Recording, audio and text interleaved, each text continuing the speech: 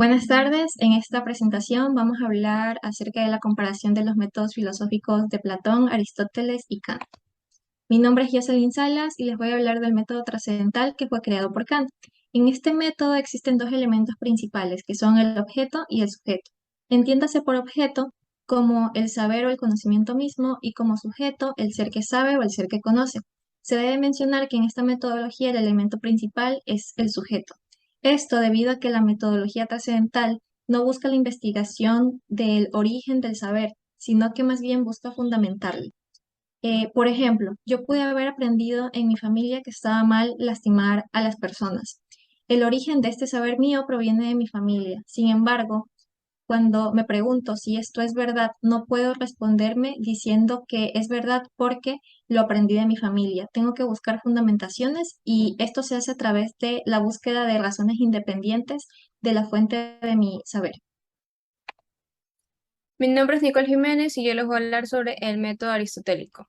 En cuanto a Aristóteles, él fue el fundador de la lógica y de la filosofía de la ciencia. Su método parte del silogismo, una forma de razonamiento que se basa en argumentos de los cuales se extrae una conclusión. El ejemplo más clásico del silogismo es todos los hombres son mortales. Sócrates es un hombre, en consecuencia, Sócrates es mortal. El pensamiento aristotélico también introdujo el principio de la no contradicción. Este señala que una afirmación y su negación no pueden ser verdaderas al mismo tiempo ni en el mismo sentido.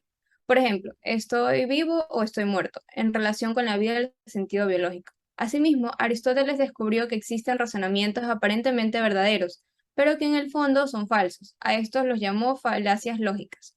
Un ejemplo típico de falacia es siempre que llueve el suelo del patio se moja. Si el suelo del patio está mojado, quiere decir que llovió. Siguiente. Mi nombre es Alison Odalis Reina Montoya y voy a hablar sobre el método dialéctica platónica creado por Platón.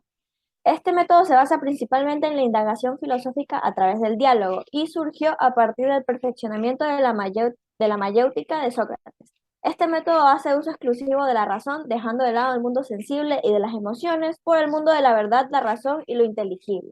La dialéctica platónica actúa como herramienta de entrenamiento filosófico con el objetivo de alcanzar la realidad a través de la búsqueda de la verdad. Un ejemplo de este método es cuando una persona le pregunta a un sabio, ¿qué es la razón? El sabio responde que la razón es la búsqueda de la verdad. Entonces, ¿desde cuándo se empieza a razonar?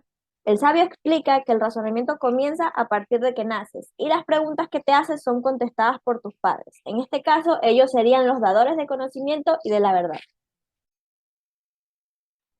En cuanto a las semejanzas de estos tres filósofos, tenemos que en la metodología de Kant y Aristóteles coincidían en la necesidad de la reflexión del conocimiento humano. Esto se basa en sus acciones y consecuencias. Para Kant y Aristóteles creían en la comprensión lógica de lo que era correcto y moral. Por otro lado tenemos a Platón y Aristóteles, que buscaban reformar la sociedad a través de la bondad y justicia, siendo esto fuera del ámbito religioso. Así también coincidían que la ciencia debe verse sobre lo general y lo universal, es decir, que si queremos conocer algo debemos buscar su esencia común. Y por último tenemos a que Kant y Platón coinciden que el ser humano debe estar en la búsqueda del conocimiento para llegar a la verdad, pero esto siempre y cuando saliendo de su zona de confort. Quien les habló es Angie Choes. Gracias. Mi nombre es Natalia Guibor y les voy a hablar acerca de las diferencias entre método dialéctico de Platón, método aristotélico y método trascendental. La diferencia se basa más acerca de cómo ellos reciben el conocimiento. Para Platón, conocer la verdad significa descubrir las contradicciones internas del razonamiento propias o ajenas. El conocimiento fluye a partir de contradicciones. En esta primero se presenta un problema o tesis, a lo que se le contrapone un concepto opuesto o antítesis, para finalmente llegar a una resolución o síntesis. En cambio, en el método aristotélico, Aristóteles dice que la primera aproximación al conocimiento pasa por los sentidos.